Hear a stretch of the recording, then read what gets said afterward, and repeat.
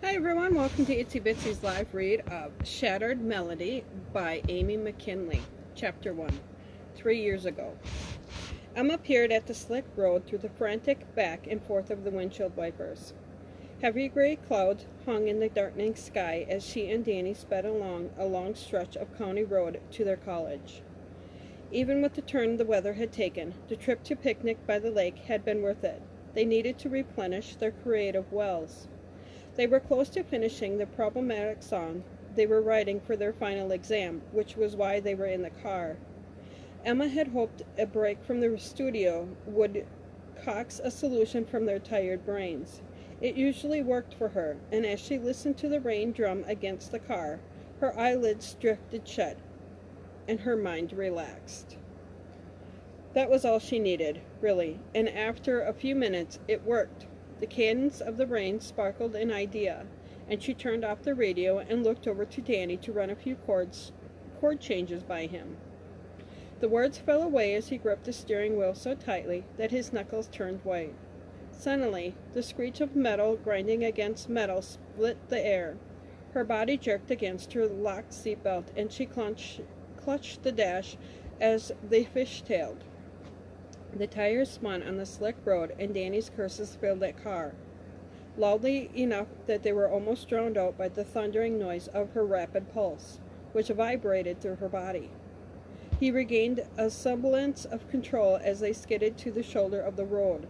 The rhythmic alarm of tires rolling over the rumble strips grated on her nerves until Danny adjusted their course back onto the pavement.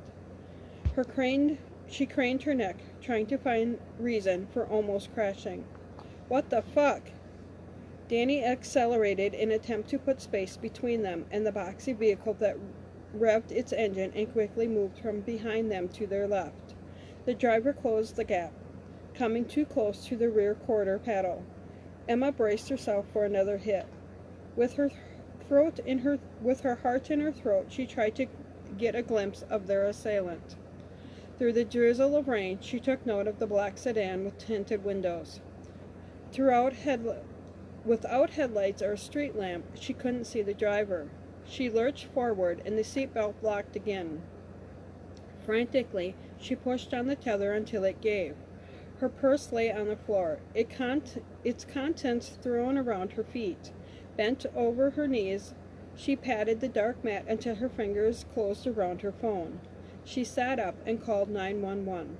An operator answered, asking what her emergency was. She needed help. We need help. We're being run off the road. Tears filled her eyes. Where are you located? The calm tones of the operator's voice did little to ease her worry. Out of town on Route 50 N, her body jerked, and the phone flew from her hand and smashed into the dash. Her head cracked against the passenger window, and pain exploded in her temple. Hold on, Em. Danny yelled over the sounds of engines and screeching tires. Her vision tunneled to him, and she clung to the sound of his voice. Shit! Danny didn't have his seatbelt on. Time and again, she chastised him about that. He winked and told her not to worry. In their small college town, nothing dangerous ever happened. As they flew down the country road, she fumbled, yanking on her seatbelt shoulder strap to loosen it. Once it was slack, she stretched for his belt. Her arm snaked around his body, taking care to keep out of his line of sight or steering mobility. After a few tries, she grasped the exclusive strap and pulled it over to the clip, letting go of the slack on hers. She panted and felt her airway clutch in fear when she looked to her right and saw a huge drop-off. Metal clanged as she tried to lock his belt into place, with the car swerving left and right. She leaned over and peeked in Danny's side mirror while the belt cut into her body. They were still in front. The black car had moved behind them once more with their latest swerve. With another tug, she got Danny's seatbelt lined up. Metal struck metal. The car jerked, caught the side of the road, and slid. The clip flew out of her hands and clanged against the door as they canteen off the road. A scream tore from her throat. Their car tumbled over the side of the steep hill, slid, then slammed into something solid. Glass shattered. The airbags deployed. Then silence met her ears. A mumble attempt at Danny's name fell from her mouth. Her mind faded in and out with each slow blink. Pain throbbed in her temple and chest. She gazed at the deflated airbag, which had held her in place as they crashed. Pink? A combination of warm and cold coated her face. It had been raining, and that fact filled her mind. Glass. Had that been the windshield? Thoughts came slowly, and with each one she sluggishly attempted to process the situation. With care, she shifted her left hand. Encouraged by the small movement, she worked her heavy arm up to touch her face. Warm stickiness coated her cheek. Cold and wet pellets stung her head, face, and hand. Panic swelled in her chest, and her heart rate increased. Still immobilized by her seatbelt, she tried to pry her eyes open. And in tiny increments, she succeeded in lifting her swollen eyelids. Her face was pinned to the side, and a whimper left her raw throat at what she thought she saw on the roadside, high above where the car had crashed to a halt. The other vehicle. Has our attacker stopped? Is he coming down to finish us off?